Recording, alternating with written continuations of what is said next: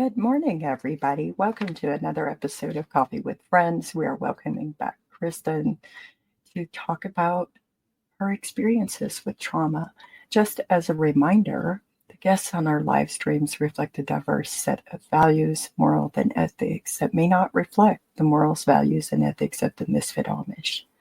Also, Coffee with Friends may discuss trauma of all sorts to include all types of abuse.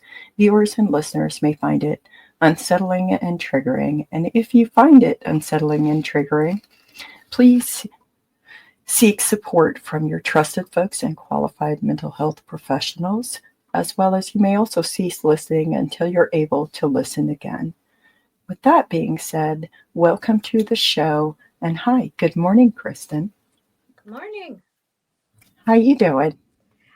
I'm all right. It's a busy and odd time to be alive in America right now.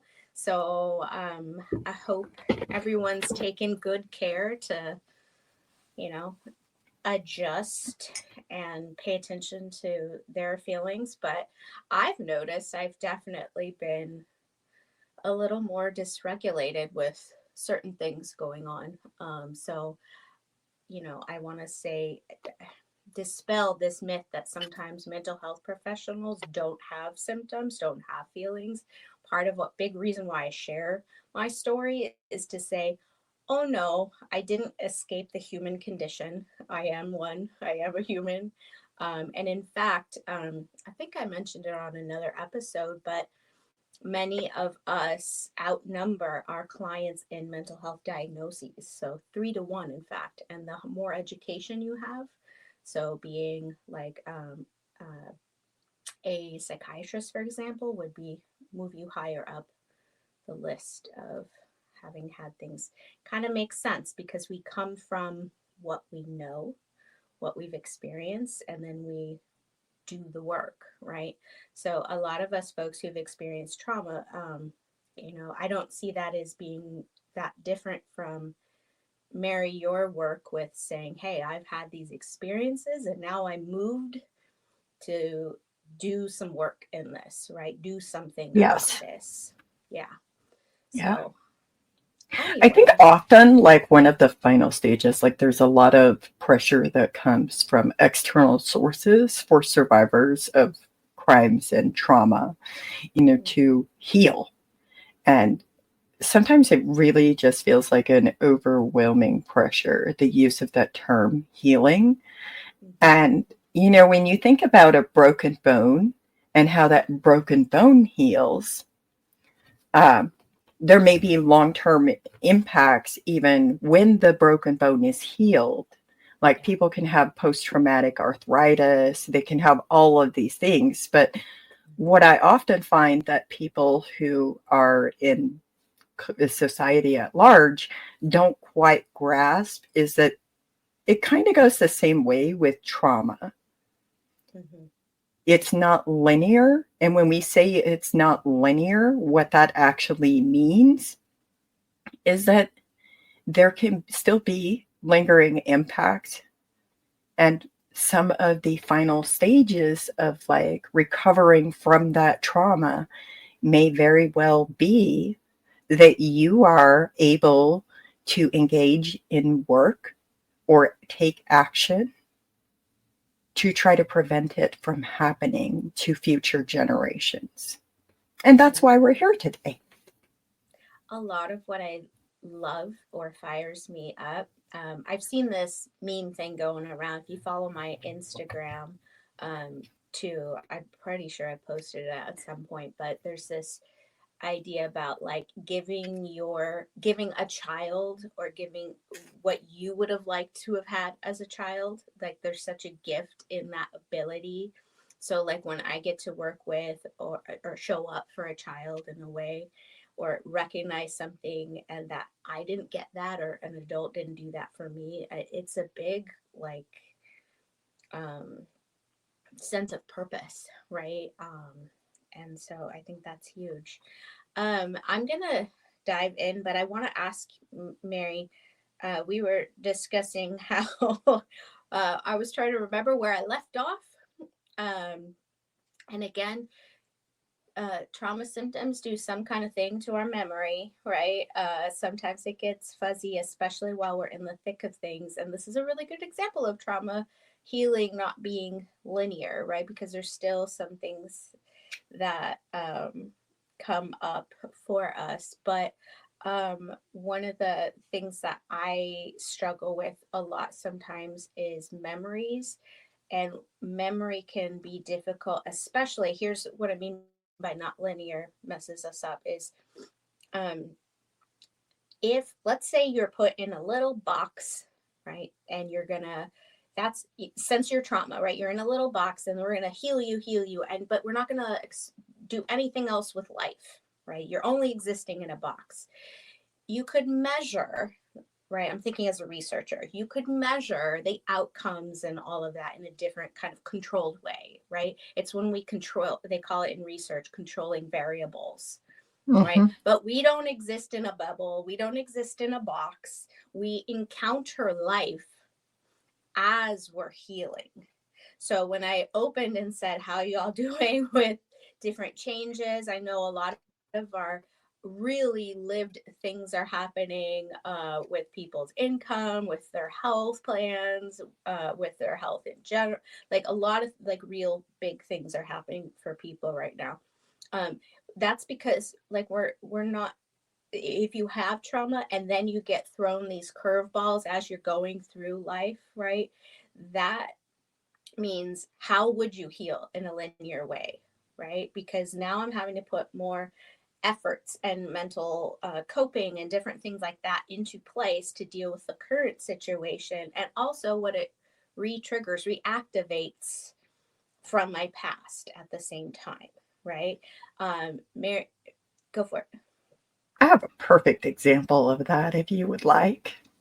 I would love. Are you sure you're ready for this? I put my seatbelt on today. Go for it. I had my first ever mammogram. Oh, good. We can talk mammograms. I had mine first one this year too, And I 2024. gotta tell you, the mammogram itself was not that bad.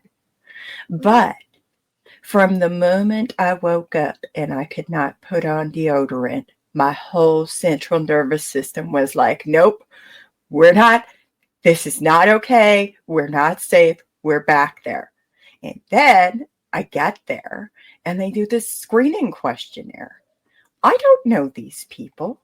I don't trust them. Why would Mm-hmm. I trust them?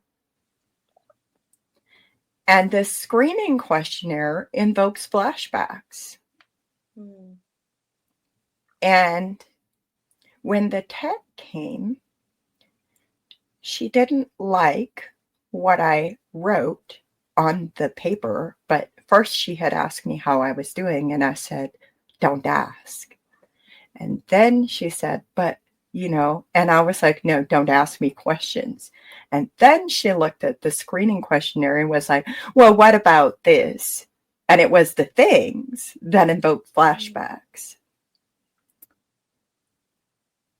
I don't I don't think that what I wrote about in chapter 2 of my first book is something that I feel comfortable telling a complete stranger at a moment like that. Mm-hmm. And furthermore, when you talk about trauma memory, so part of the issue is because it was so traumatic around menstruation and how that began, as well as the Mm-hmm. family history, because it was so traumatic, like that in and of itself was enough to make me have like a panic attack, like a full on. Mm-hmm. I literally cried throughout the entire mammogram. Oh.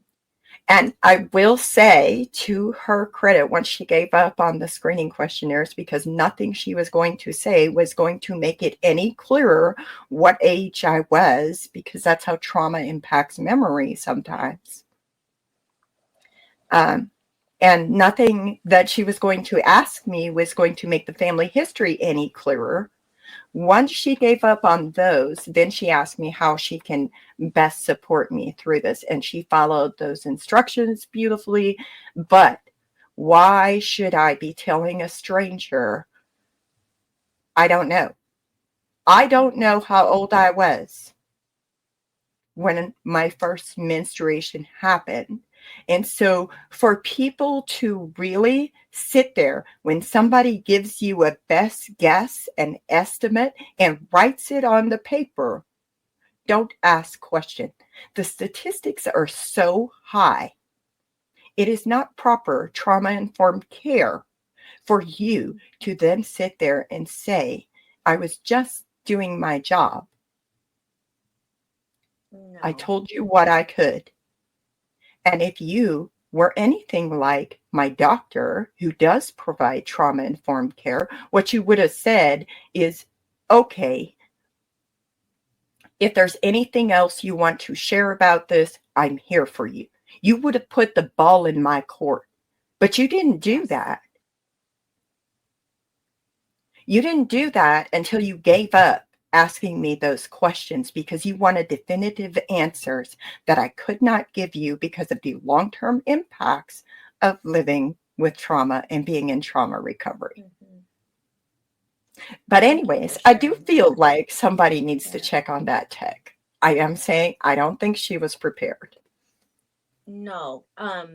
And I plan on doing some more content videos about trauma informed care in medical systems and medicalized models of care, because it's an area and it's interesting. Towards the end of my story, I'll just sort of, like spoiler alert, adult Kristen's body just physically breaks down, right? And there's a lot of correlation with trauma and autoimmune disease. Fibromyalgia is a pain disease. I learned recently, so last episode, I was telling you about how my biological father was poisoning me with mercury. Um, Mm-hmm. I have a condition called mast cell activation syndrome. It's less well known because it's actually a newly named condition. I say newly named because it existed. Just because we didn't know what to call something didn't mean it didn't exist in people's bodies. And I think it's important to recognize that for patient centered care. Um, Agreed. so, so I learned recently that this condition, because they're trying to like, what causes it, right? One of the things was heavy metal poisoning like mercury. And I read that and my stomach fell out from under me and just sobbed.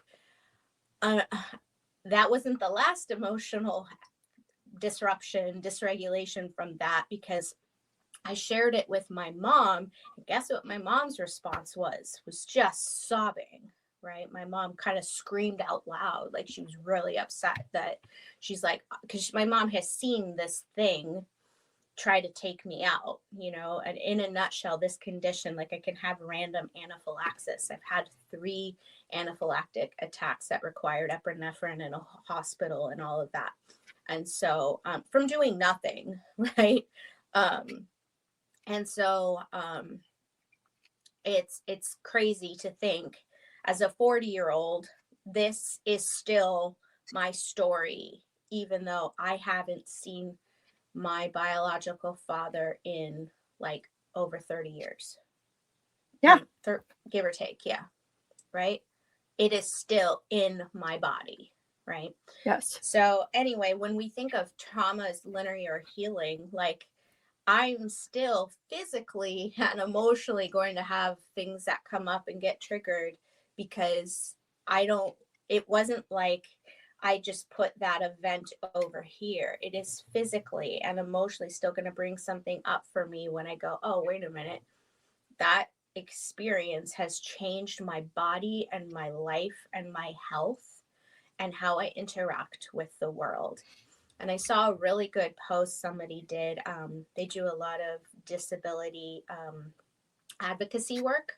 And she Mm-hmm. did a really good post about how um, there's sort of this movement. It kind of reminds me of like when in the 90s we did this multiculturalism sort of movement, but it was like, we're all alike and we're all human. But what that did is sort of erase people's of colors understandings of the world and themselves, and allow it to genuinely exist and be different if it's different.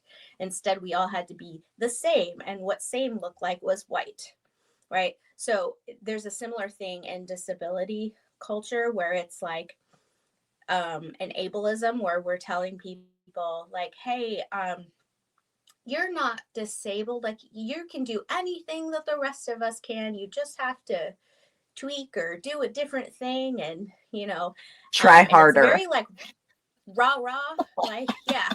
It's the try um harder mentality. You use just, the accommodate, like if you get an accommodation for something, use the accommodation for something, and now you're fine.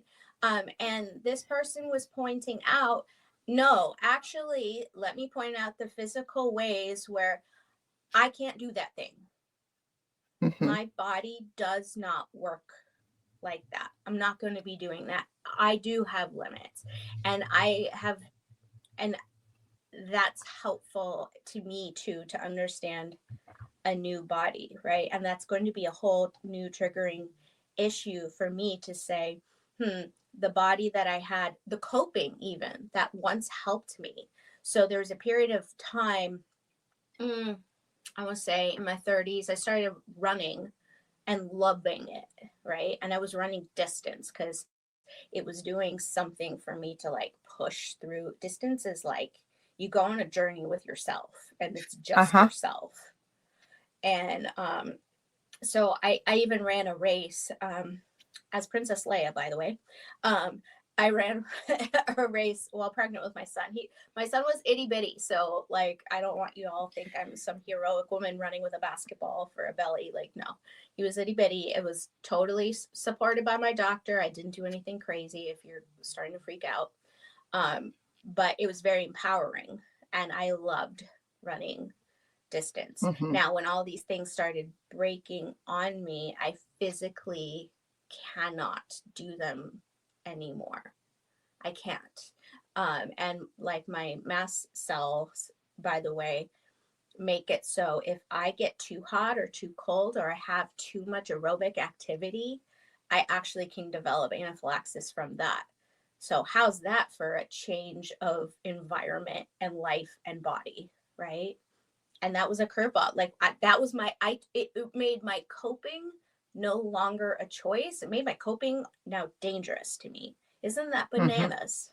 That's what I mean by you can't cope on a linear timeline. You have to, like, You have to you know, adapt. You have yeah. to adapt and adjust and continue to know that you're capable Mm-hmm. of coping and existing. But it's okay to change what you're doing if what you're doing Mm-hmm. is actively harming yourself. Yes. I'm a big fan of a pivot.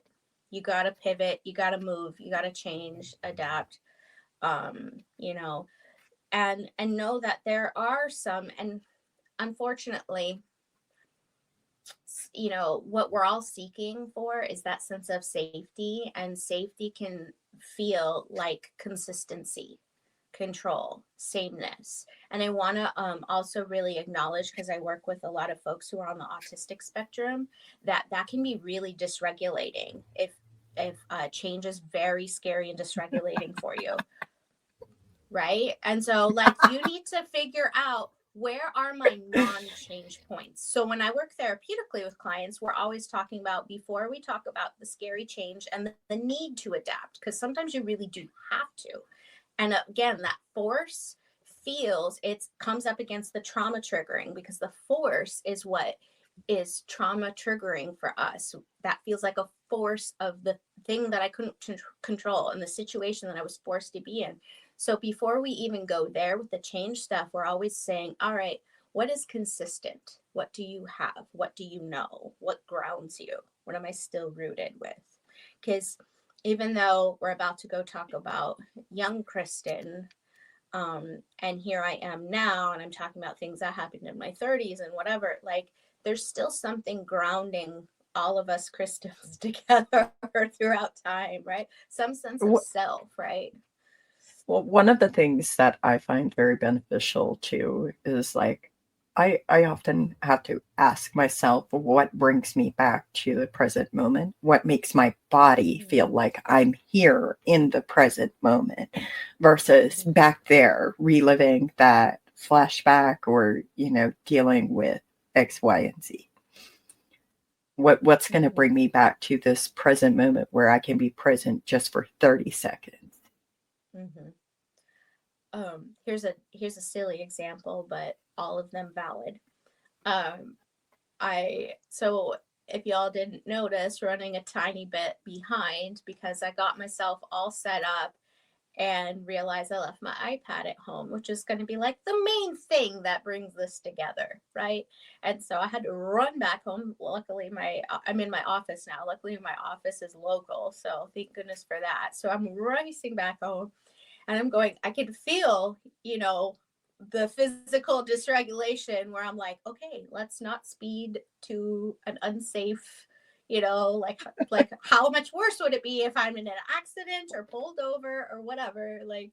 And I'm going, okay, regulate, Kristen, regulate. And I look around, and because it's morning time, right? There's people walking their dogs, and I'm like, dog, like dog, dog, like Uh-huh. that was doing it for me. People walking their dogs, and I'd go, "Oh, you're cute," or if you can see a dog walking happy, and it's like there that does something. It's I always say it's borrowing the nervous system of another, right? It's Uh-huh. like there's a dog just doing I'm so happy to be alive. Like this is my first walk ever, even though I do it every day. Like they're just happy to be there, and there's something good about that. And so yeah, I got here in a better state thanks to dogs. I've said that many times. Um, I'm so glad. okay, so did I share last time? Because I know we were talking about my birth father had left. I think did I share about a girl that I had feelings for?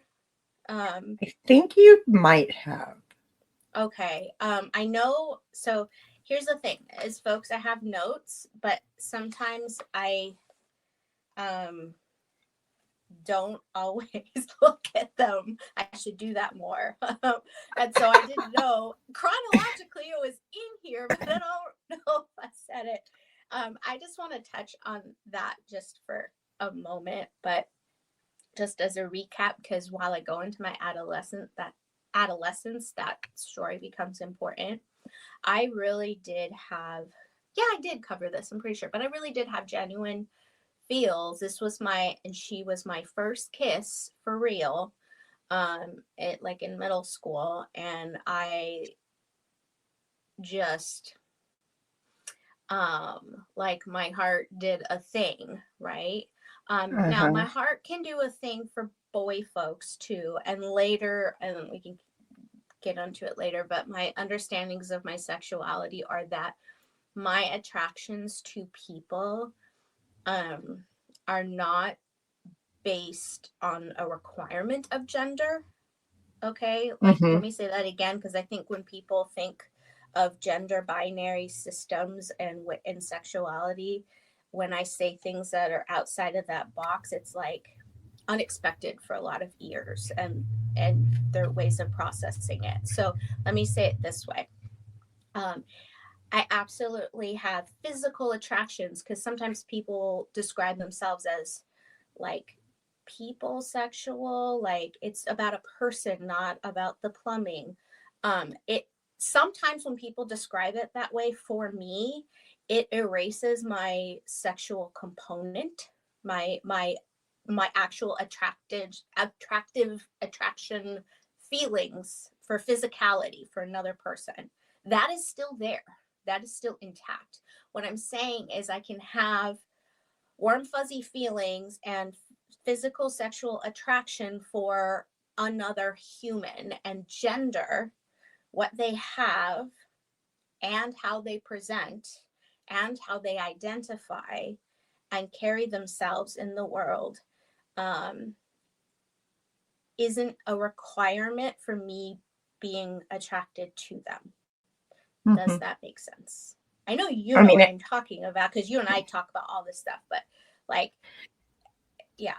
well, it's kind of like there's a lot of people that don't understand when we say like sexual orientation versus gender identity or gender are two different things. And so for people to understand it better, maybe it would be helpful to think about this as two entirely different things. Mm-hmm. And people who happen to fall in the other spectrum of sexual attraction and sexual orientation, they may experience sexual attraction, or even some people experience, they're demisexual, for example, and they're attracted to somebody's what is that word? Because they're sapiosexual, but they're like attracted to people's intelligence. Like people can be attracted to various things, and then there's people that are asexual who are not attracted to anybody at all. And so I think sometimes it can be really important to just understand that just because people are a little different from your straight person does not mean that they're any worse or any better than the rest of the world.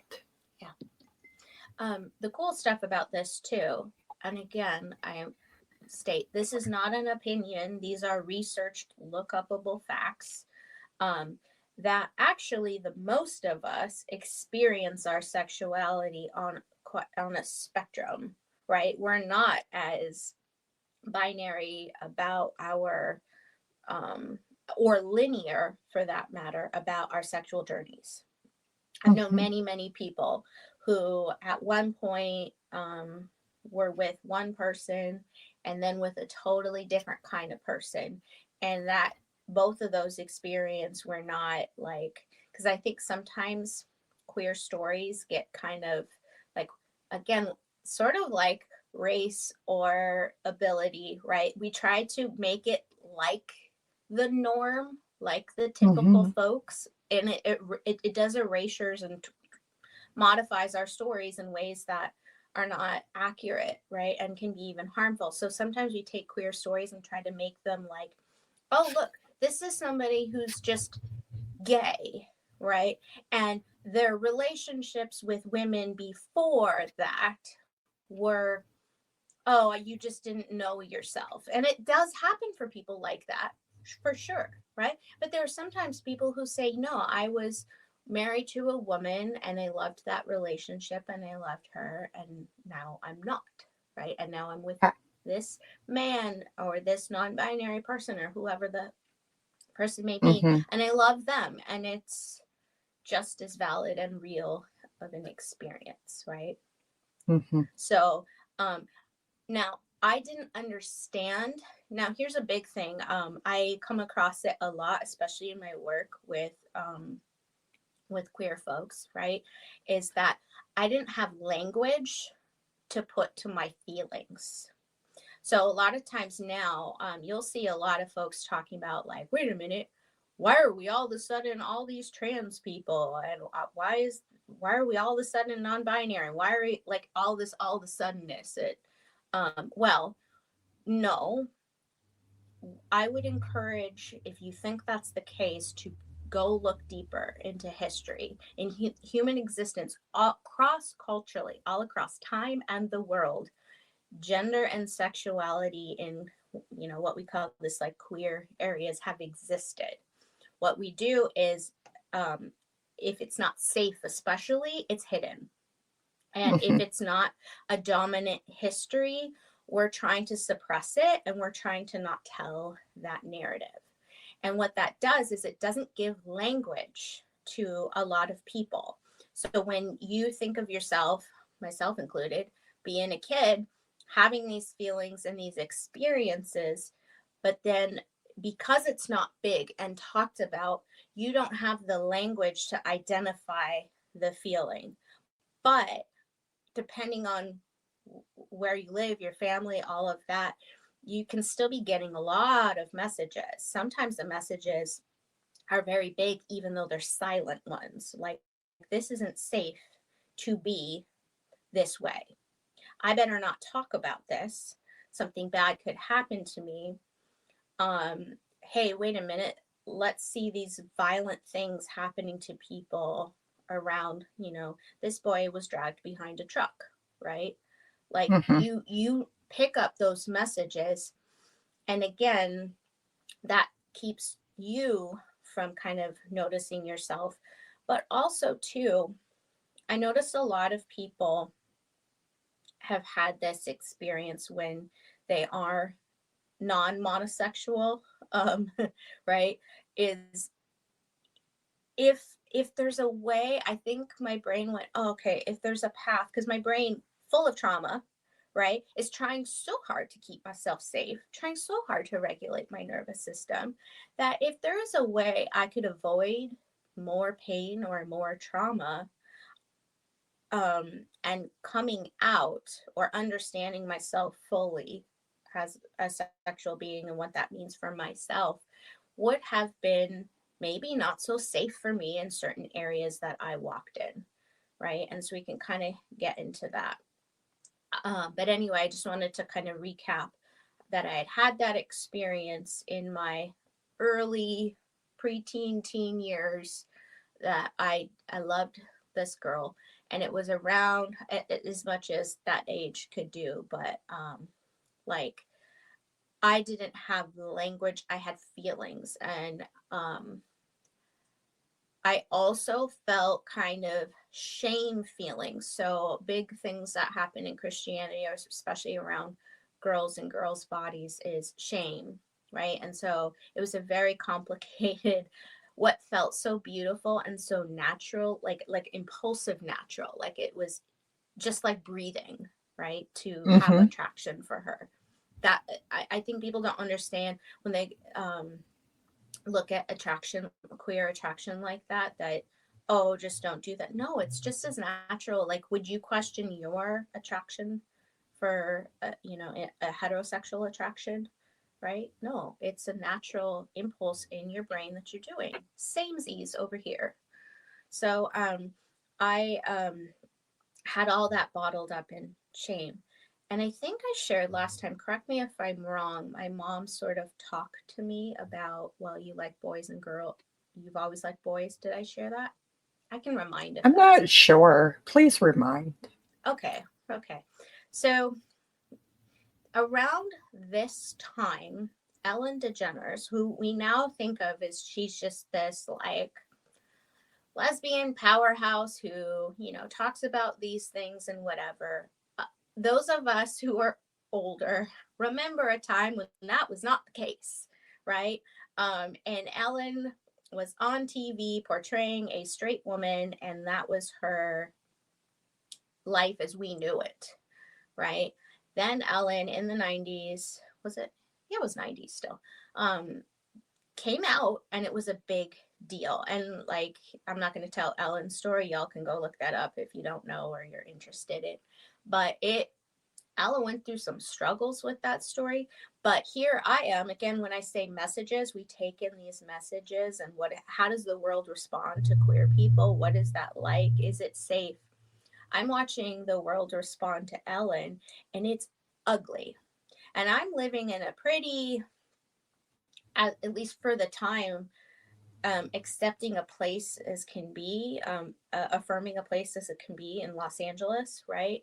But even Mm-hmm. Ellen, working in the industry in Los Angeles, was getting bad stuff, you know, like not working, how was ugly, right? So I was feeling the messages, like feeling it in my body, like I kissed this girl, and here's this woman. And it also never occurred to me. So my mom had some gay friends growing up, but gay men, right? And when I thought of gay, also because you're educated, your education is really what's you're exposed to, right? What's in front of you, Mm-hmm. what you see, what you know of the world and other people. And so here I am, this little kid, and gay is men folks who are with other men folks, and that's my perception, right? So here's this woman who says, no, I am gay. And I go, wait, women, right? And all along, now, I can kind of look back and think on this too. All along, women's sexuality not being very well talked about unless it was to safeguard or for the purpose of how it existed with other men, right? How it existed in relation to other men. It didn't exist on its own. And here comes this woman who has a sexuality that has nothing to do with men. And it blew my little mind up. I was like, what? So I asked What? my mom, how do you know if you're gay? Well, I might be gay, right? Because I could relate, but also Mm-hmm. again, I didn't have language, right, for what I was feeling. And so I was like, that's kind of like me, right? So there's something familiar about this, right? So Mm-hmm. I asked my mom, I might be gay. How do you know if you're gay? And I was having anxiety, like full blown. I wasn't sleeping. I started having panic attacks about this. I couldn't think of anything else. She told me my mom was doing her darndest. Again, this was a different time too. And my mom grew up in a different way as well, right? So my mom said, well, here, talk to your godmother, but that's not a religious term. She just was a close friend of my mom. Mm-hmm. She knows all the gay, she grew up in New York, knows all, you know, she grew up around the gay theater scene, right? And so, but again, that's gay men, gay men, gay men, gay men. And then my mom texts, because I'm having deep anxiety and my mom is trying to help support this anxiety that I'm experiencing. Mm-hmm. My mom says, well, if you are gay, that's who you are.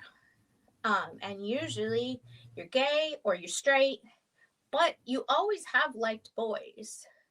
And I thought on that and I was like, she's not wrong. I have liked boys, right? Um, and then she told me, also, it's pretty normal for girls to like other girls. Boys are kind of yucky, and I. She said some stuff in there that was kind of confusing. As an adult now, looking back, my mom, and I'm not going to tell my mom's story and struggles, but it makes, from a trauma perspective, her experiences with bodies and men and all of that makes sense, right? But it was shaping to me, and I went, oh, I put this down. I looked at that information, and the best I could do to calm my nervous system around my queerness was to put that on a shelf and tuck it away. And like I said, a lot of people who are not monosexual, if there's an easier way to get around in the world, and I really put that in quotes, it's not easier. Not living your full I authentic don't self even is think not easier. it's safer. If there's a Yes. safer way, that's what it And is. safer, I even think safer is relative, right? Because for the Yeah. moment, I survived a moment. And so that brings us to, again, my mom married my dad. My dad, who I call my dad. When I talk about my dad, y'all, this is my dad who he started dating my mom around when I was 8 years old. Okay. So half my childhood I had single mom, half and I had a crazy biological father until Mm-hmm. early middle school. Okay. But my father, my dad is the one who dated, married my mom, and then he ended up legally adopting me and my sister. And I did take, it was kind of a mistake, y'all. Hyphen last names are we're not set up as a culture to do anything outside of traditional norms and things. Like we don't know what to do with non-anglo names. Like it's a whole thing. And so I see you, all of those people out there who deal with those things. It's hard. So I had a hyphen name for a long time, but it was my mom and my dad's. And by the way, my mom retook her grandmother's maiden name, a grandmother she really liked. She didn't want to take her father's name again. So I really respected that. And in fact, that's my daughter's middle name now, is my great grandmother's maiden name. Anyway, so, um, oh, but so we ended up, when I started high school, we moved to the San Diego area because my dad got a job. Um, this sort of blew apart my world because I was an LA kid my whole life. And I went to San Diego like once as a little kid, but we went there for vacation. And I was like people don't live in San Diego. That's vacation town. Like it was very weird. Like these are my like concepts as a kid, right? And but we moved there, and it was a very different cultural area. So anybody familiar with California, we are a very large state, y'all. Very large state. Okay. Well, and the debate between North Cal and South Cal. That's a whole thing, right? It's a whole thing. And I didn't there so It's California is interesting because culturally, many of us are aligned. Even if like you talk to someone I live in the Bay Area, someone from the Bay Area, Los Angeles, like who we vote for, what our values are, what we want to do in various given situations, like we're fairly culturally aligned as a state. However, we do have these lovely little pockets of very like different uh-huh. like non-change backgrounds, very conservative, and sometimes they have to do with military. So San Diego has Camp Pendleton. So there's a lot of military conservatism there, and if you think about it too, it's because a lot of the I've written papers and stuff on this in college, but the military attracts people with trauma backgrounds and certain situations, and can help and use them for It's a soft anyway. landing That's space. a It's a whole soft nother. That's a whole landing nother show. space, but a whole nother story. Mm-hmm. Yes, and people in my family, my grandfather had very much had that experience in the army. So anyway, like, but anyway, so if you think about it, it tracks a lot of different kind of folks and also similar values to these places. Like, so San Diego also has a lot of religious conservatism, and then depending on where you go, sometimes it's money conservative, and then there's like these different overlaps, right? um, this is more of a social psychology field, so I'm only loosely like touching on it. I just think it's interesting. Point I'm trying to make is I went from mostly having Jewish friends and um, pretty progressive. Like my mom would take me to like hear Bill Clinton speak at UCLA or whatever. And by the way, that's not that progressive, like Bill Clinton. But in the 90s, like that was the dude, right? Um, I'm I sorry if don't you're a Bill know. Clinton. I was still in the You Amish know nothing church. of Bill So Clinton. It's fine. You know, who's that guy? I Anyway, mean, but Monica Lewinsky, I do know about that. word. Oh my gosh. Anyway, so I went from a very different space to, and it's like 2 hours away, but a very different world. And so we moved in the summer, and my mom thought it a good idea for us to take summer school just to like see our new schools and maybe meet a few friends. And the first thing I learned in meeting people was they all had a church. And the first friend I made, one of the first things she did was invite me to church. And I was like, okay, I really, and it, by the way, people, it is very normal to want to have a sense of belonging. And I Yes. think if you think about me as a kid who, and abusers exist, they keep their power by keeping people um, disconnected, isolated. Um, People have power. You ever hear, the term power, strength in numbers, right? Well, Yes. when we have community, we don't tolerate as much shenanigans. Like, go, wait a minute, you're hurting my friend Mary. I won't stand for that. But when it's happening to me, you kind of believe, oh, this is my fault. This is my thing, whatever.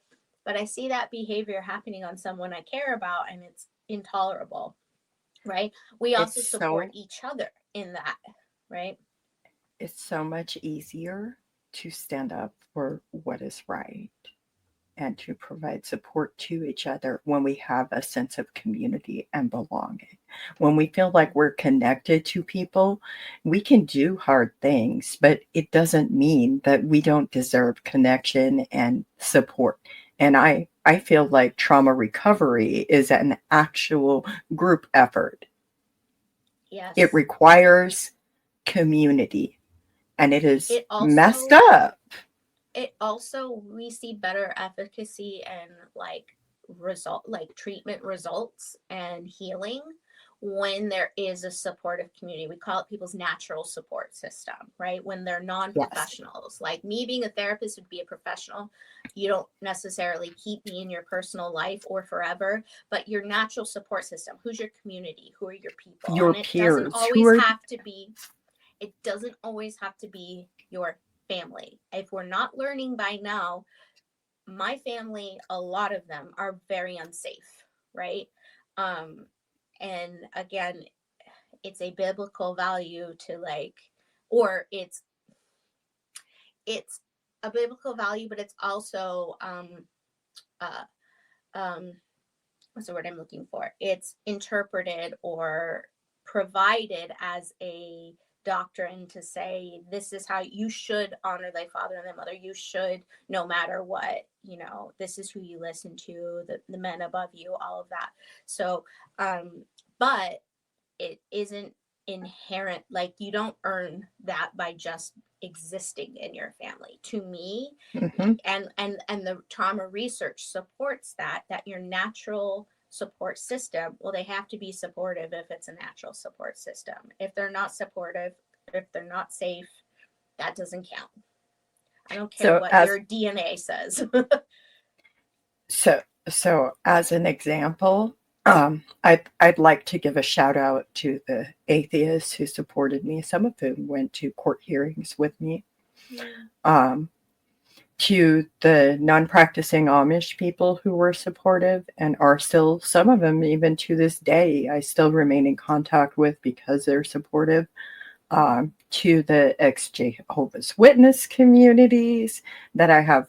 Oh my God, I have so many beautiful connections with. And then the ex Mormon communities and the ex fundies, like Mm-hmm. the ex IFBs. Like I've made connections with so many people Mm-hmm. to have this sense of community, but it didn't come from my community of origin.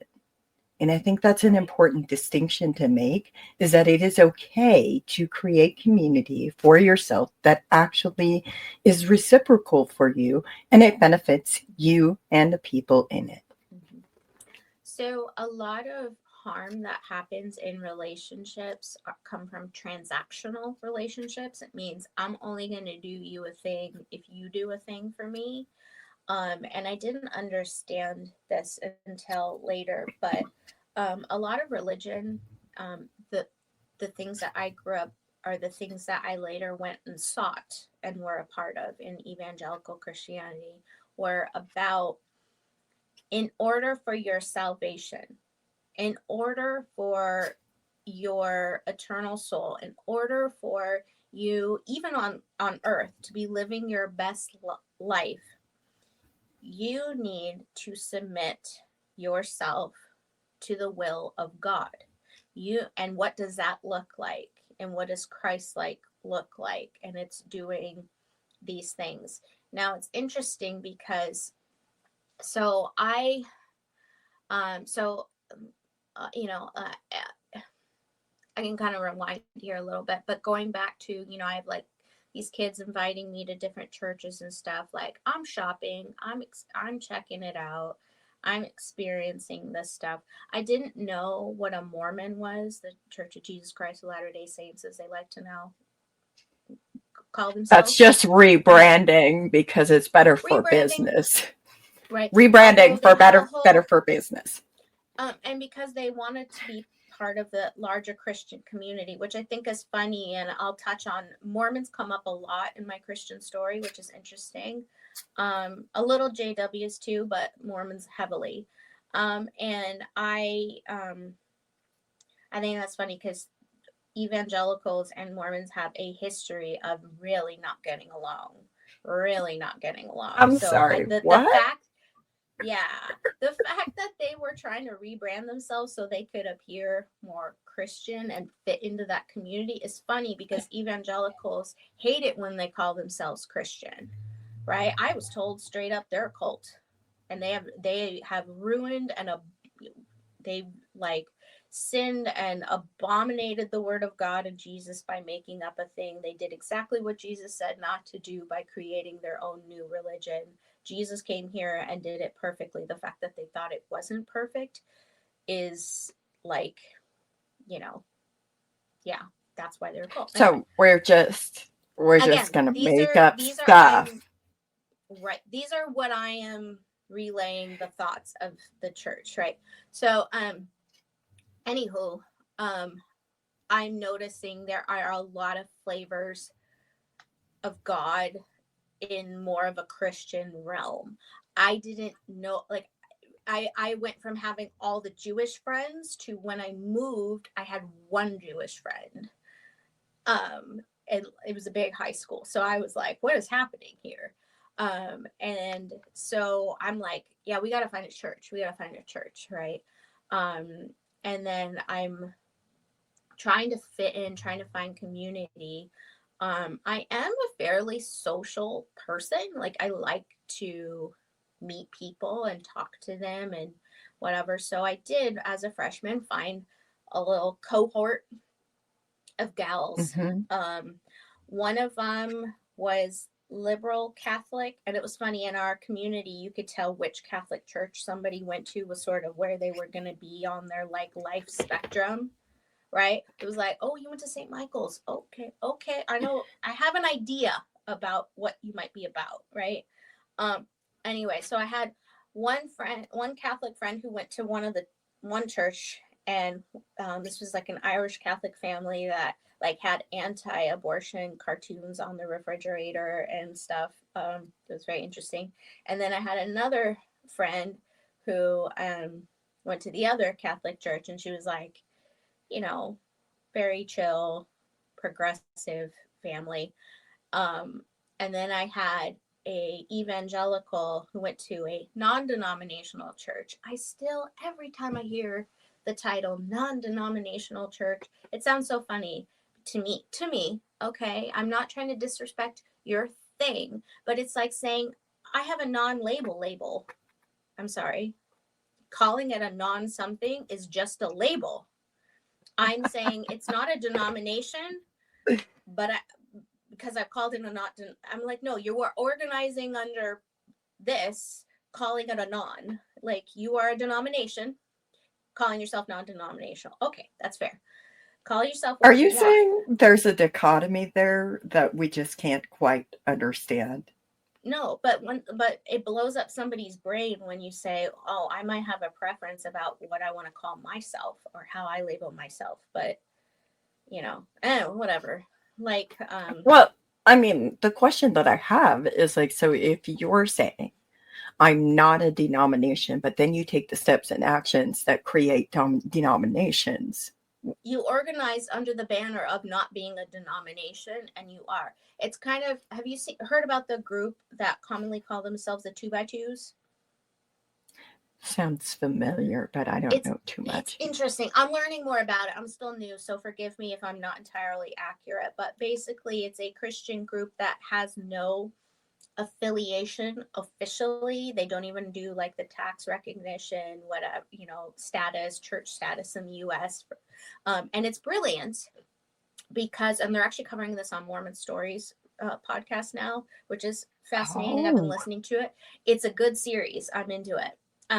But because they have no affiliation, they actually get away with a lot of shenanigans. Like, it's a brilliant way to kind of exist without existing. But they have the same premise where they're like, oh, we are the true church, and they so many of these groups go, yes, we're doing it since Jesus. Do you know how many people make that claim? I mean, that should cause you pause. But um it that we don't have a group, right? But they're a group saying we don't have a group, right? So anyway, I I digress. don't like So labels. This is what I'm hearing. I My don't label like is a no labels. label. My label is a no, I'm not that. Mm-hmm. And it allows me to connect with people who also are like, I don't like labels. And my label is a no, I'm not like that. Right. So I want to talk about myself as a potato, but I don't want to use the word potato. But somehow I'm going to have to identify what it is that I'm talking about, and we're going to dance all around that it's a potato. You know, Still a potato. still a It's potato. still a potato. Mm-hmm. Just saying. Yep. No matter Yep. what, Yep. yeah, yep. Still a Mm-hmm. potato. Okay. So then, like, how did you cope with that as like you're trying to fit in? You're going to a new school, you're in a new environment, you're trying to feel like a sense of belonging in school. Totally. Um, I also, there's that element, but there's also the element that, yes, I got a dad, but I kind of touched on last time, my dad has narcissism and a few other things, but like not my dad's story. I'm not going to go into that, but my dad has mental health issues for sure. And if anyone knows anything about narcissism, it's very difficult to live with and deal with. And when you're in a power dynamic, me being a child and him being the authority over me, it was hard.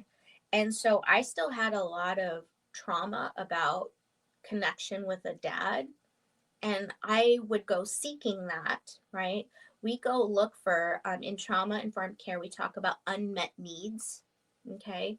I really encourage to, it's also a model of trauma and substance abuse. It's a method called seeking safety, which I'm also certified in. I really use it. I prefer it hands down over an AA model, but that's a whole nother story or a whole nother episode one day. But seeking safety a lot talks about unmet needs, right? It's this idea that we have needs, they're innate, they're natural, they're normal. We can't avoid them. A lot of times we tell ourselves we don't need them, but it still remains whole, and we try to fill it with something. So I had this need um, to feel, again, that unconditional positive regard, especially from a dad type figure. Now, again, does it mean all children need dads? No, but I had a hole in my heart from that experience, right? I didn't get what I needed there. And to various times, again, this is not a criticism of my mother. My mother was in survival. My mother's been in survival mode her whole life, but like my mother was trying to keep us as best she could, right? And it meant that sometimes and she was often physically very busy in court systems and stuff, just trying to literally just try to keep us safe. That it meant that all of those things come at a cost, right? I'm not saying that as a judgment, it is just a what happens, right? If you're busy doing these things, it means it's going to be hard for you to show up in all of those areas. So there are times where I like emotionally kind of felt like I still needed something. I didn't get enough of the unconditional positive regard in some of these areas, right? Um, and so I went seeking for things. Now I have all these Christian friends talking about how God is the Father in heaven, and Christians are very good at love bombing. Like they're super, super nice. Mormons too, by the way, I hear. And because they're trying to save your soul, right? They really do believe like they're trying to do a solid for you and they care about you. Why? And if somebody cares about you, why wouldn't they try to save your soul? Right. And so I liked that I was getting loving like attention, and they're talking about a God the Father that knows me and knows my suffering and wants to be there for me. um, and so I was like, all right, I want to know more about this. um, I want to talk about cognitive dissonance. right? I call it sometimes brain gymnastics, because it's basically you're trying to take something that doesn't always make sense, um, and you're trying to make it work within your worldview, your understanding. Um, it's like I'm taking this round peg and I need to make it go in the square hole, and you're doing whatever you can to make that work. Now, um, I I feel like I was primed to do this and primed for religion to kind of take over even more, because I was abused by somebody who's supposed to love me, right, and care for me. And I was told that that person was normal and even like made holy in by God for having that appointment of my father, right, and spiritual leader. And so and that like it was not for me to question that. And so if you think about it, it's like it primes your brain to already be good at cognitive dissonance. Okay. And if you think about the unmet need too, people's unmet needs are very strong drivers of behavior.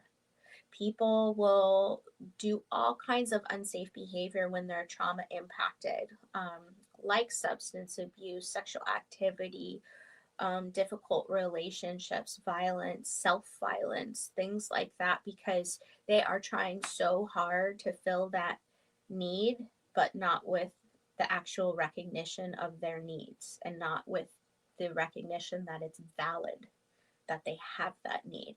So here am I going, not really recognizing, hey, my need is this unconditional positive regard and a parent relationship, and also making sense of suffering. I didn't have, and again, it's like not having the language, right? I didn't have the language to describe. Yes, I went to a lot of court mandated therapists and stuff, but, and a lot of that, like, a lot of it was very terrible, actually, very not trauma informed care. A lot of it was therapists trying to explain to me why I should listen to my dad and stuff like that. Really bad experiences. So, I didn't have language to say, what do I do with the suffering? How do I make sense of that?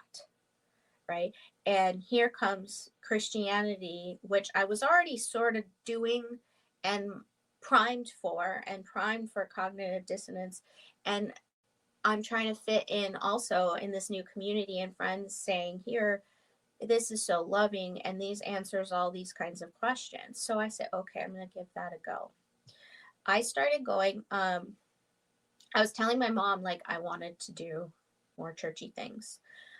What kind of got my mom more on board too. So my mom had my littlest sister. She is biologically my half sister, although I've never called her that. I've always just called her my sister. We're about 15 years apart. And this was between my dad, who adopted me, and my mom. And my mom was going to get her in a preschool. Now, if anybody who's been a parent knows, like the secular preschool options, especially back in that time, were a little bit not as plentiful. But my mom wanted my sister in this certain church preschool because they were this really great school, and to their credit, they were. But it made it easier to get into the school if you were a member. And my mom started, and my mom didn't, again, Christian background, and that was her belief anyway. It wasn't like she joined some random thing to choose a preschool. It wasn't like that. It's not as simple. So my mom started going there, and she said, well, come check this out. They have a youth group. Like, you should join the youth group. I go there, and I start doing this church. Now, this is for those of you like interested in histories and what branding, they actually do have a label. It's not a non-label label. I was a part of the Presbyterian Church USA, which on paper, and this was very important to me at the time, because I was very, there was a lot of me that was politically and socially awakened. I didn't like the mistreatment of LGBTQ plus youth and people. I didn't like, by the way, I went to high school around all the Prop 8, everything, all these stuff going on, right? And so I didn't like that was happening. Now, mind you, I also am a queer person who can't identify yet because it's not safe. But I show up for other people in that. I don't show up for myself. I show up for other people. And so I didn't like that was happening. And in my high school in particular, one of the things that taught me what was not safe, I remember I knew of one queer woman in high school, and people used to make up rumors about her, like, um, you know, RAPE freshman girls and horrible things, and like because of her sexuality. Of course, none of this was founded on anything. People were just making up horrible bullying um, rumors. And then I had a couple of male gay friends who had a hard time.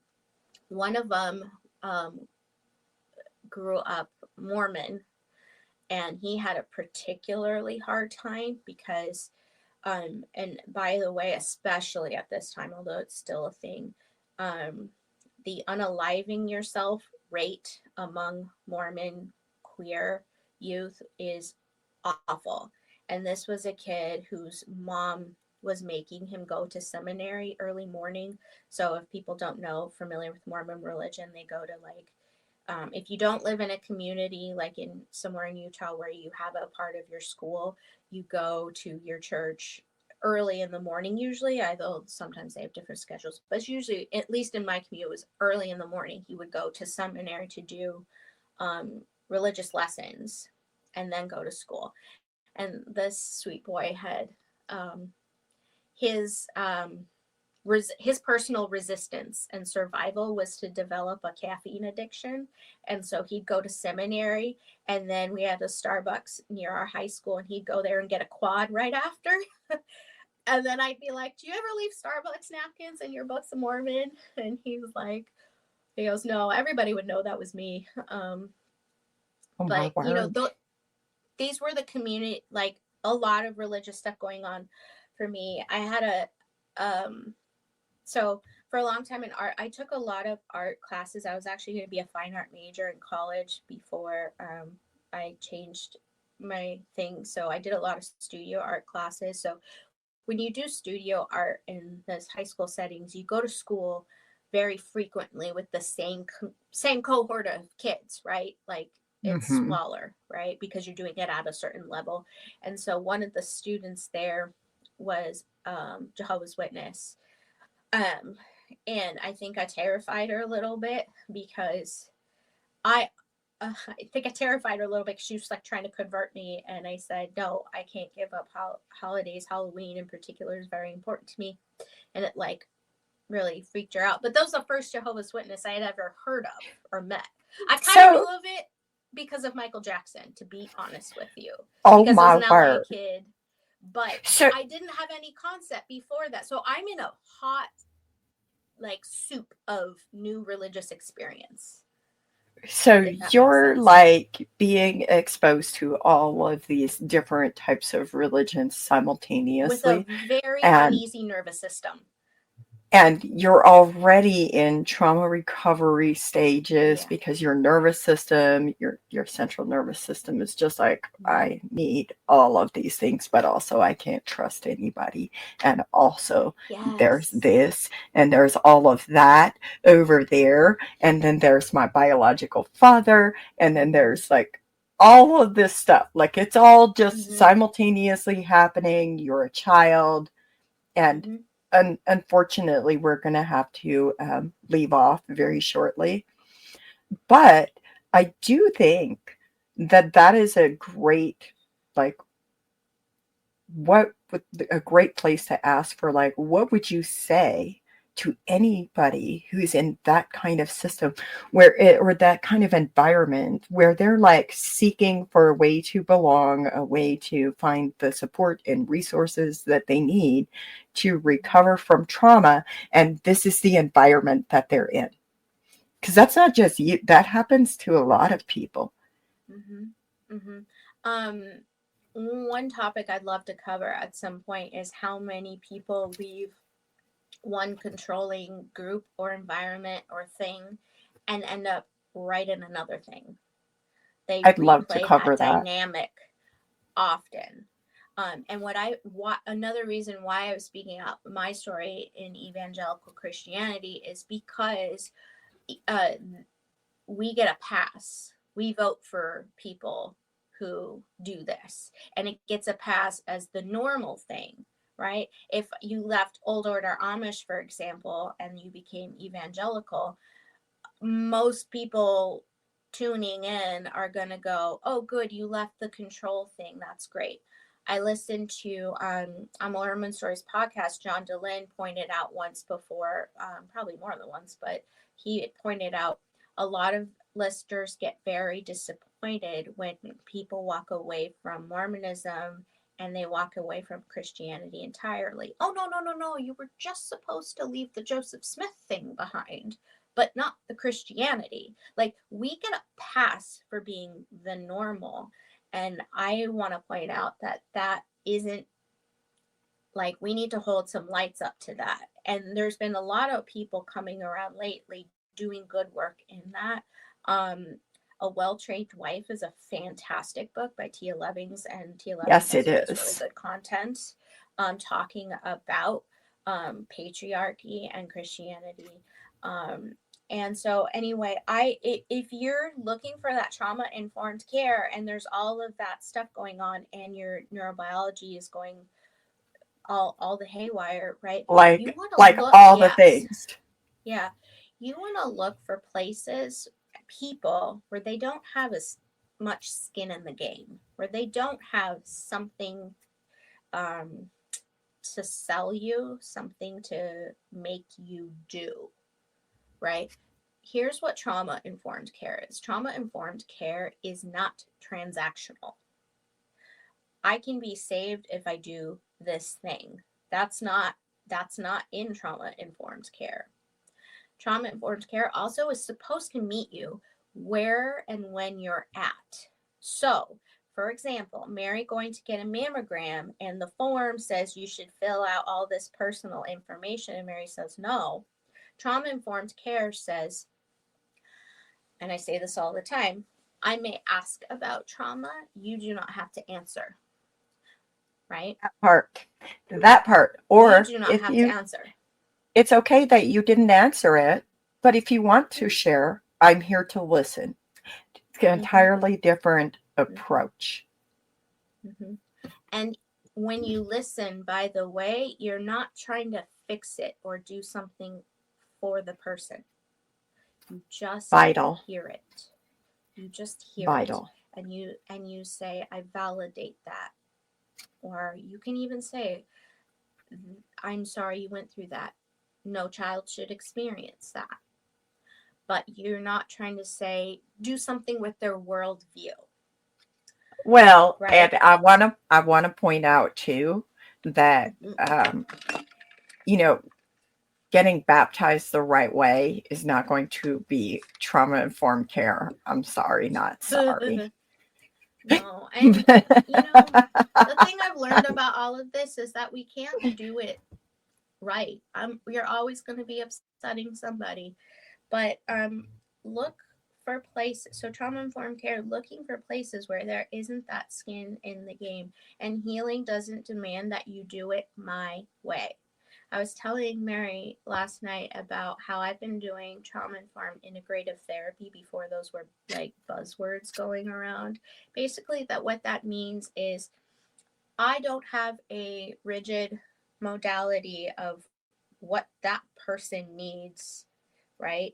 I am looking at the holistic, the whole person approach of what do they need, right? What do the areas of their life impacting them need? And also the techniques, right? So when we try different healing techniques that are trauma informed, they're not all going to work or work the same way for each person. And that is not a failure, that is information. That That tells is, you this doesn't work for you. Let's try, there will be a thing. Let's try another thing. It's okay that that didn't work for you. yes. And another thing that trauma informed care does, and I want to leave people with this, is that when you are providing support and resources for trauma informed, for people who have experienced trauma, when you're providing information for them, trauma informed care says, like, number one, we already know the statistics are astronomical for the amount of women who have experienced some form of SA. So we need to be cognizant of that. Second off, you believe people when they tell you. Honestly, I feel like if people are lying about being sexually assaulted or abused, that says more about them than it does about me. But how could I live with 100%. myself? How could I live with myself if somebody reaches out and I deny them any kind of support? How could I? What kind of person would that say that I actually am? So when you say that you believe survivors and then you turn around and you praise the person who has allegations of abuse against them, and you are very dismissive, what do your actions really say? And I'm telling you this because many of us, our ability to judge our safety, our relative safety, was based on our interpretation of people's behaviors around us. Mm-hmm. And I can tell you that when you have behavior like that, I do an about face and I'm like, bye. Secondly, when people say that they are advocates and they have a prescribed plan, the neat, tidy little box, a list of things for you to follow to recover, that is sends off every single alarm. No, that is not how that works. Mm-hmm. People need to be given the space to determine what works for them and what does not work for them.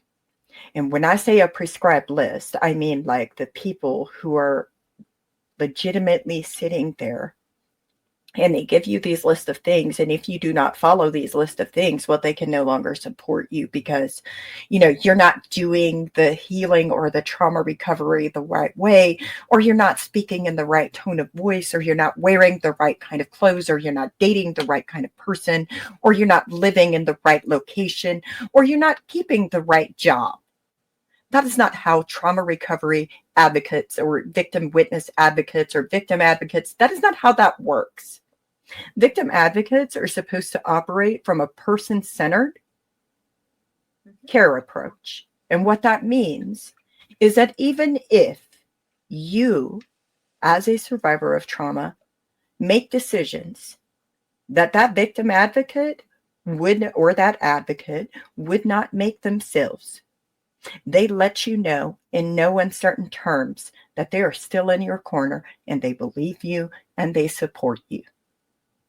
Mm-hmm. And that goes back to what you were saying about transactional relationships. Mm-hmm. They don't just support you until a patriarch comes in and dissents. They support you and they hear you out when you have concerns and they communicate with you. I'm not saying that people don't genuinely make mistakes in life. I'm saying that sometimes people have patterns of behavior, and sometimes that pattern recognition will tell you if somebody is safe for you or not. Mm-hmm. They will tell you where you need to go to belong. Mm-hmm. And you deserve that. Indeed. And if I'm wrong about that, please tell me because, like, yeah. Sorry, I missed the last thing you said. It broke up a little. Oh, I said if I'm wrong about that, please tell me because I do want to put out better information so that people who are No, recovering from no, trauma. no, no. And here's the thing that happens with trauma, especially when a professional like tells you, and if you were raised especially around authority, and if the authority looks like people you were supposed to respect, or listen to, or defer to, it can be really hard to say, oh, wait a minute, nope, that's not working for me. I'm the decider here. Um, and it's that just means that person, whoever, even if they have education and expertise in something, they are not the expert of you. And it doesn't mean that they are trauma informed or doing the right thing. People are people, and no matter all of those things are still fallible, right? Mm-hmm, Trauma informed care is about um, putting you at the center of that, right? It also means you don't have to share information. What blows people's mind all the time when I explain my training is so that one, I assume trauma, because like you said, the rates are high enough that I should go into it with the assumption that this person in front of me is has trauma, and then I make operational decisions about how I talk to somebody, where the for example where my couch is positioned, what the noise level around outside looks like, what the lighting level looks like, having fidgets, all these. I make those, having reminders, right? Letting other clients have boundaries. I see this issue all the time in scheduling, where somebody's like, "Oh, whatever you have," blah blah blah. I said, "No, no, or they'll apologize. I don't want to make you work late or whatever." And I said, "You know what? The boundaries are for me to keep. I only keep boundaries and appointments available with that I am comfortable and able to do. You mm-hmm, are also allowed to have them, right? If that time or that something does not work for you, then that's not your time. You don't do it to bend to my whatever, right? So I'm operating under the assumption there is trauma, from the get go, but also it blows people's minds when I tell them, you don't have to share everything in your story, that I am trained to provide healing and relief to your nervous system without knowing your full story. And that blows people's minds, because what do we think of when we think of therapy? We think of talk therapy.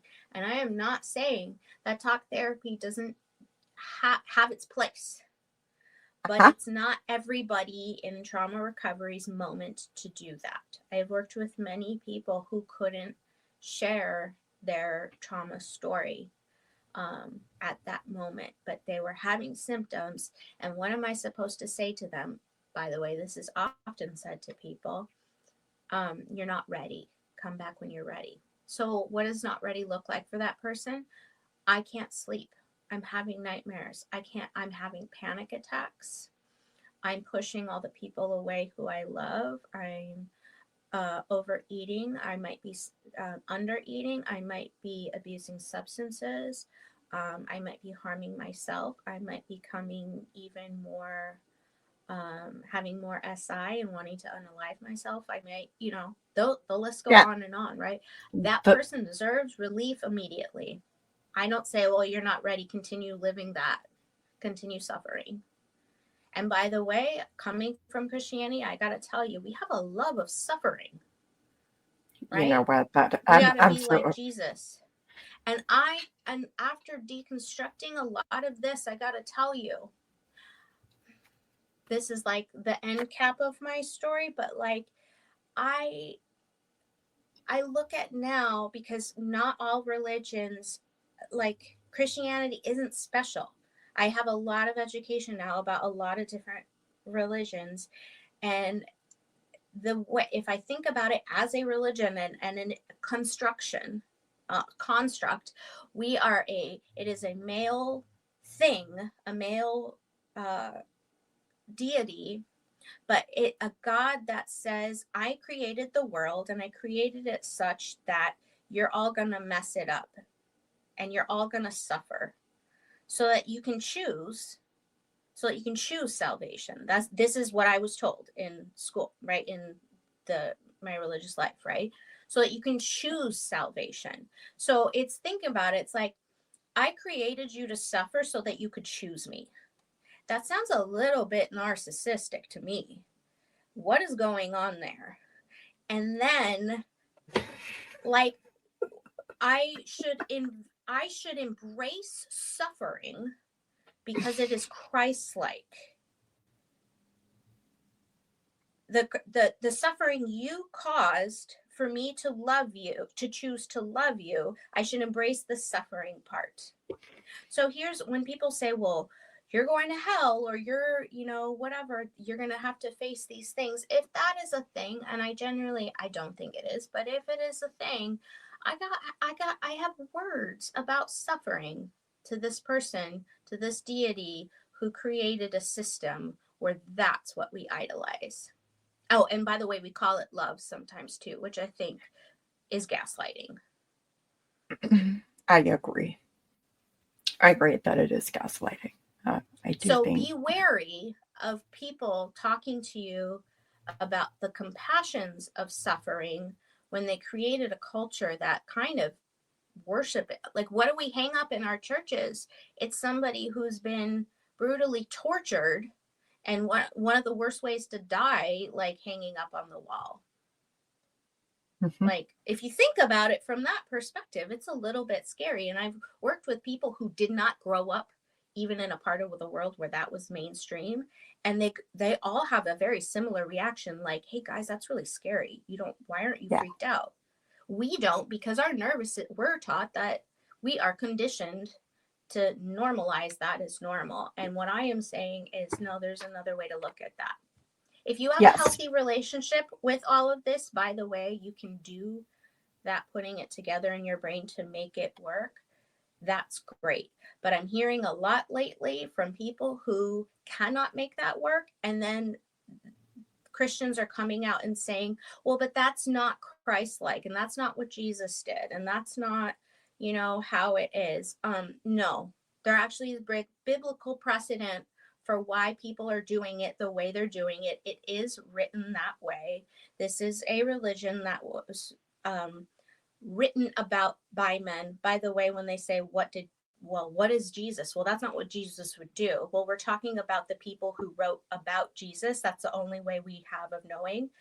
Like, for example, if you say, well, that's the Apostle Paul's opinion, but that's not Jesus. Well, Paul wrote about Jesus. And how do we know about Jesus except for the people who wrote about Jesus? Your argument is circular. I'll also point out to you that those people who wrote about him didn't know him. They weren't there.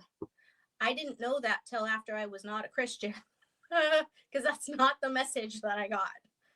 Yeah. So don't tell me. I think it's a little bit disrespectful to say you don't know Jesus or your Bible. The other thing too is Christians right now are nitpicking at each other, like, well, the Christianity they're doing, that imposing on people, that's not the right way to do it. And I say, wait, the right way to do it is imposing nothing on anybody. Does that mean that I'm telling you can't have your religion or your faith? Absolutely not. If that brings you comfort, joy, peace, whatever, if it regulates your nervous system, keep it. If you don't want to know some of the facts, sometimes people really choose not to have the information. John DeLynn is very good on that, Mormon Stories. Some people don't want to know because they want to keep their faith. That's okay if it's doing it for something. But don't let it come at you and take the control and the power away from you. So when your nervous system is delicate, be mindful of people trying to take all of your power and put it into that group. There you go. I'm not saying that people can't have faith. Mm-hmm. I'm saying that your faith should not be imposed on other people. Mm-hmm. I would wholeheartedly agree. Unfortunately, we do have to come to a close on this. I'm sure we're going to have a few more episodes talking about your life. Thank you so much for sharing. Thank you, everybody, for listening and commenting. As always, you can like, comment, share, and subscribe. It's brought to you by the Misfit Amish and our Patreon subscribers. Art is by BJK. And until next time,